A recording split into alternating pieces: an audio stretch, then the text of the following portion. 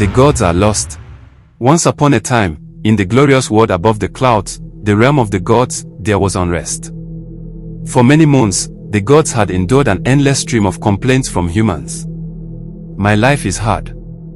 I am suffering. I need money. I have no food, no peace, no love. Every single day. The gods were weary. Their divine patience had thinned like worn-out sandals. So, they called for a meeting in the great hall of the celestials. After a long, loud debate filled with thunderous arguments and dramatic hand-waving, they came to a decision, a wise one, at the time.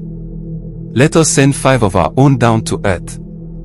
They shall live among humans, experience their struggles, and bring back solutions to end their suffering. And so, 5 were chosen from among them. Popori, the one with wit and wide energy. Abobi, the quiet one, curious and unpredictable. Mufasa, handsome, charming and dangerously soft when it came to beauty. Papailo, the ultimate gist master, lover of chaos and front row spectator of every event. And Biji, strong, wide-eyed, and devoted to anything edible. They were sent down with purpose. But what they found? That purpose quickly vanished. As soon as they arrived, they were stunned.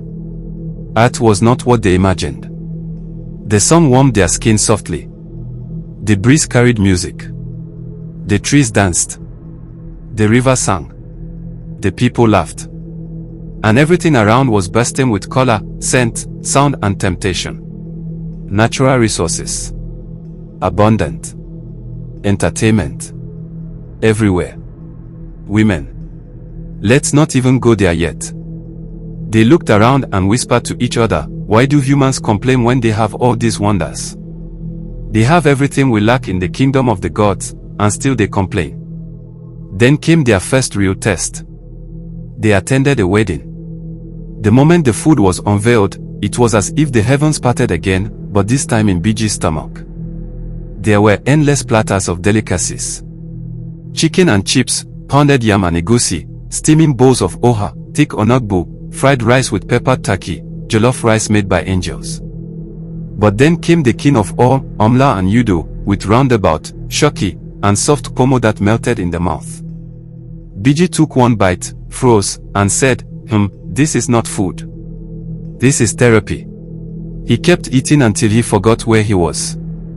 From that day, Biji began tracking events. He knew the date of every birthday, wedding, burial, housewarming, naming, baby shower, dog funeral, everything. He even began suggesting dates to host. Auntie, don't fix your party for next Saturday. There's a wedding in Block C that day. Let's move yours to Sunday evening so I can eat properly. He never missed an event. If there was food, Biji was there, with spoon in hand and smile on face. One golden afternoon, as they strolled through a quiet village path, they saw them, the maidens of the land. Graceful young women returning from the stream, pots of water balanced on their heads, skin glowing under the sun, laughter like sweet music. The god stared. But Mufasa. He melted. One of the girls looked directly at him and said, "Sweet boy, are you from heaven?" Mufasa giggled. Actually giggled. He rushed forward, offered to help carry her pot. They walked, and walked, and walked. He followed her to the edge of the next village. Then to the next. Then the next. He forgot his friends. He forgot his mission. He forgot his name. And from that day forward, Mufasa became a full-time playboy. He drifted from one woman to the next, giggling, smiling, buying gifts, paying bills. He would spend all his money on ladies, suya, shawarma, new wigs, anything. Then he would go home and soak Gary with no sugar or milk. He couldn't resist beauty. He couldn't resist kindness. He couldn't resist Nyansh. He gave his heart freely. And they collected it, one by one. One evening, the gods walked past a group of young men sitting beneath a mango tree, laughing uncontrollably. Thick clouds of smoke curled into the air. The gods approached. "What's that?" they asked. The boys grinned. "Just try it. It makes your soul dance." The gods were cautious. But Abobi wasn't. He snatched one, took a deep drag, and his eyes opened like floodgates. Then came the voices. "Run," a voice said. So he ran. "Laugh," another whispered. He laughed so hard he fell into a gutter. "Jump." And he jumped over a goat. "Sleep." And he lay on the floor. But the next day, Abobi went right back. "This thing feels better than heaven," he said. He never stopped. He became one with the weed. Whether hungry or broke, Abobi always had one thing: smoke in hand, smile on face. They heard of a bar at the edge of the village where laughter flowed as freely as palm wine, and stories never ended. They visited. They drank. Then Popori drank more. And more. And then more.